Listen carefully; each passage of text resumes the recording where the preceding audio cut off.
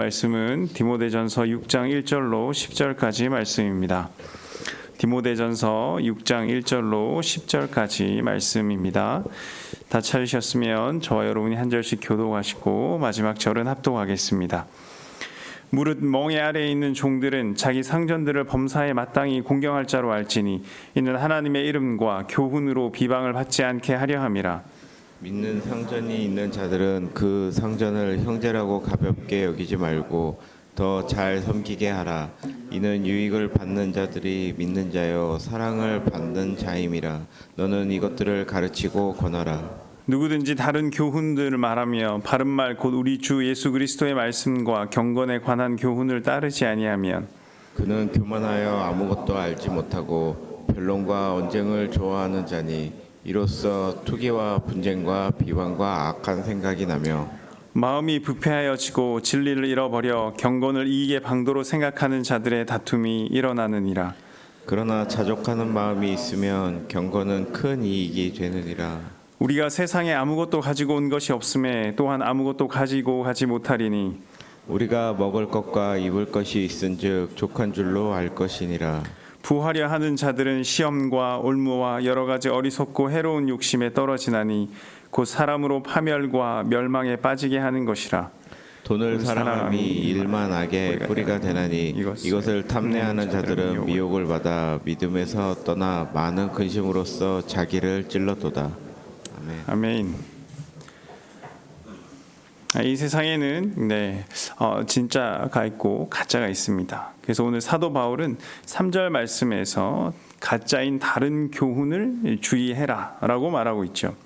그래서 여기서 3절에서 누구든지 다른 교훈을 하면은 가르치며 라는 뜻입니다. 그래서 다른 교훈을 가르치는 자들이 있다는 것을 지금 경계하고 있습니다. 여기서 다른 교훈을 전파하는 것, 즉 오늘날 우리가 이야기하는 것은 이단입니다. 그렇죠? 3절에 언급된 이 다른 교훈이라고 하는 것은 그 바로 뒤에 나오는 바른 말, 진짜 교훈, 그것과는 질적으로 전혀 다르고 전혀 그릇된 교훈이라는 의미입니다. 그러면 이 진짜 교훈이라고 하는 이 바른 말은 어떠한 것입니까? 그것은 바른 말 그 뒤에 따라 나오는 성경 구절과 같습니다. 주 예수 그리스도의 말씀과 경건에 관한 교훈을 말하는 것이죠. 주 예수 그리스도의 말씀과 경건에 관한 교훈은 어떠한 것입니까? 우리가 그 예수 그리스도의 복음을 잘 알고 있죠. 예수 그리스도의 복음에 대해서 간단하게 말씀드리면 이 세상에서의 참신은 오직 하나님 한 분뿐이시죠. 그 하나님 한 분께서 하나님께서 이 세상을 선하게 지으셨습니다. 하지만 인간의 타락으로 말미암아 죄가 들어와서 이 선한 세상이 나쁜 그 배드에 오염된 세상이 되었습니다. 우리가 이 나쁜 세상, 이 배드의 세상에서 살기를 그리고 죽기를 원치 않으신 하나님께서 이를 다시 원래 선한 세상으로 돌리기 위해서 그 아들 독생자 예수 그리스도를 사람의 모습으로 보내셨습니다. 예수님이 이 땅에 오셔서 우리에게 복음을 가르치시고 십자가에서 죽으시고 3일 만에 부활하시고 하늘로 승천하시고 그리고 마지막 재림의 때에 다시 오신다는 하는 이것이 바로 예수 그리스도에 관한 굉장히 심플한 진리, 바로 이것이 예수 그리스도의 복음이요 말씀이요 교훈인 것입니다. 제가 말한 이 예수 복음의 이 큰 뼈대와 다르게 말하고 있으면 이단이요 사탄의 가르침인 것이죠. 이단들은 굉장히 다른 것 아닌 이익에 굉장히 이익으로 중심으로 해서 똘똘 뭉쳐진 무서운 집단들입니다. 얼마 전 방송에서 이렇게 JMS와 또 다른 이단들에 대해서 방송하면서 이단들은 이제 끝이 났을 것이다라고 생각하면 여러분 절대 오산인 것이죠. 방송으로 인해서 그들이 어느 정도의 타격을 입었을지는 모르겠지만 아마 미미할 정도일 겁니다. 방송도 그때뿐이고 아마 사람들은 이제 그들의 머릿속에서 관심에서 잊어버렸을 거예요. 그렇지만 이단들은 여전히 활동하고 있습니다. 얼마 전에 대학교 안에서 사역하고 있는 어떤 한 분을 만났는데 그분 말씀이 아직도 대학교 캠퍼스 안에는 이단들과 치열한 싸움을 하고 있다고 하는 것이죠. 방송에 나왔던 단체들 버젓이 활동하고 있고요. 그 외에 이단들 또한 아주 황성하고 활발하게 활동을 하고 있다라고 하는 것입니다. 교주가 감옥으로 잡혀가고 자칭 하나님이라고 하는 그 교주가 죽어버렸는데도 이 이단들은 그 권세가 전혀 꺾이지 않는 거예요.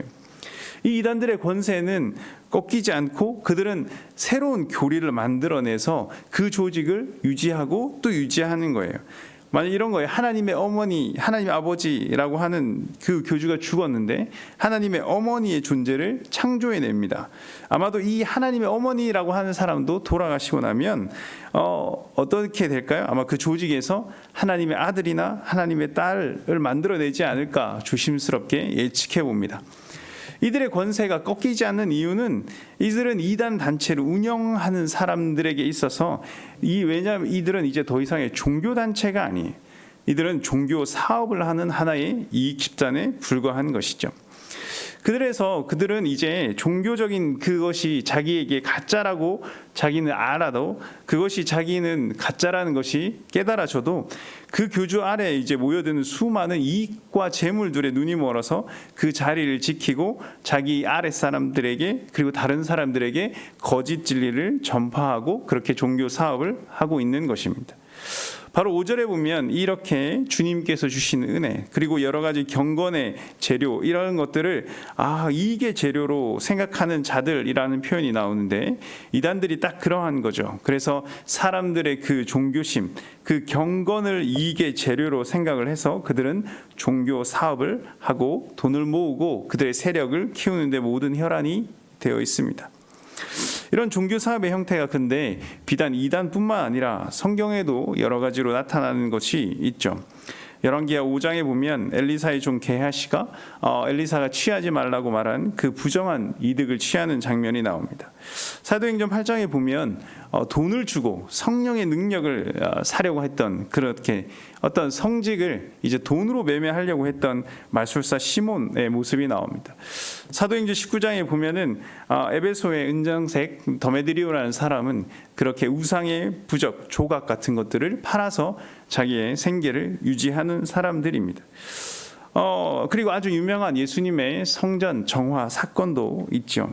장사하는 자들, 더러운 이익을 주의 성전에서 취하려고 하는 자들의 판을 완전히 뒤엎어버리는, 그리고 그래서 진실로 하나님께 나오는 성전이 되기를 바라셨던 그 예수님의 그 모습입니다. 그러나 안타깝게도 오늘 2000년이 지난 지금도 여전히 그러한 것들이 많이 일어나고 있는 것이 사실이죠. 그것이 교회 밖에서 일어나는 이단 사이비와 같은 어떤 그러한 모습뿐만 아니라 교회 안에서도 여러 가지 일들이 일어나고 있다라고 하는 것이죠. 여러 가지 개인적인 축복들을 보장하면서 막 각종 말도 안 되는 물건들을 막 부적의 형태와 같은 것들을 파는 이 행위들 버젓이 일어나고 있습니다. 그래서 이렇게 교주나 목사가 이렇게 손 씻은 물을 성수라고 해서 그것을 이용해서 이렇게 십자가를 그어주거나 그것을 파는 어떤 그러한 행위들, 기도를 받기 위해서 헌금을 어느 정도 내어야 하는 그러한 행위들, 그리고 말씀을 교묘하게 이용해서 11조의 어떤 그런 헌금의 양을 축복의 양과 비례한다는 말로 사람들에게 헌금을 강요하는 어떤 그러한 것들.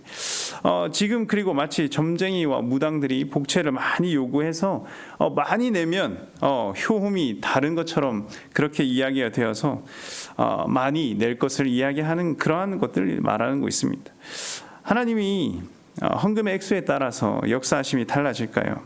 그분은 단순하게 물질의 크기에만 반응하시는 분은 아닐 것입니다. 그러니까 어떠한 그러한 마음들을 보지 않고 간절함이나 어떠한 기도나 보지 않고 정말 그냥 단순하게 많은 것을 내가 투자하면 많은 것을 얻을 수 있다라고 하는 어떤 그런 거짓된 가르침들을 우리는 이 시대의 이 종교 사업이다 생각하고 물리쳐야 할 것입니다.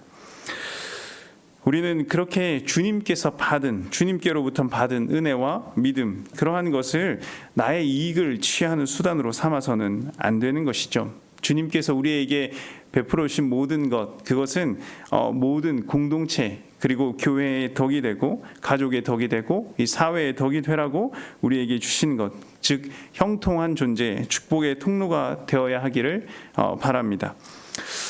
이것은 7절 말씀에서 형통한 존재가 되기 위한 어떠한 자세를 잘 말해주고 있습니다. 우리가 세상에 가지고 아무것도 가지고 온 것이 없음에 또한 아무것도 가지고 하지 못할 것이다. 우리의 역할은 흘려보내는 것입니다. 우리가 가지고 있는 것이 아닌 것이죠. 흘려보내야 하는 어떠한 것에서 그것을 흘려보내지 않고 가지고 있다면 어떠한 그것은 문제를 일으키게 되는 것이죠. 우리의 몸의 심장에서 우리의 몸 전체가 건강해지기를 바라는 마음으로 이렇게 피를 쫙 매 순간 내뿜고 있는데, 이것이 어느 한 곳에서 나는 그것을 흘려보내지 않을 거야, 나는 그것을 너무 좋으니까 나는 그걸 가지고 있을 거야, 계속해서 가지고 있고 쌓이면 그렇게 혈관에서 피를 흘려보내지 않고 계속해서 어떤 순간에 쌓아두고 있다면 결국 거기서 혈관이 막히고 터지고, 그래서 그 사람이 해를 입게 될 것이고 결국 그 사람에게 속한 그 존재 자체 다 없어지고 말 것이라는 거죠. 말씀에서 이를 경고하고 있어요. 그래서 오늘 8절 말씀과 9절 말씀에서 이렇게 표현하고 있습니다.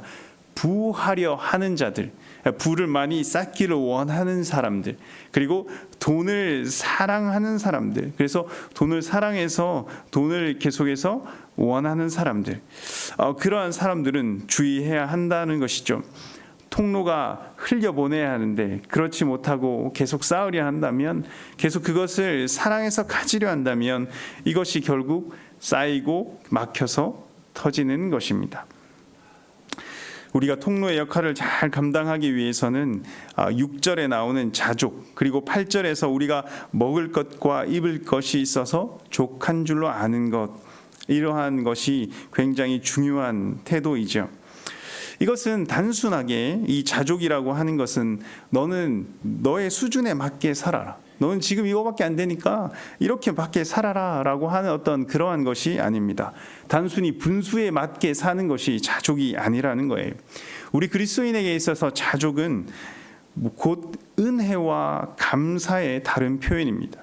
하나님께서 우리에게 은혜를 베풀어 주셨어. 그래서 우리의 삶의 모든 것은 지금 하나님의 은혜로 된 것이야. 그래서 하나님의 은혜가 족하다라고 하는 그것이 자족인 것입니다.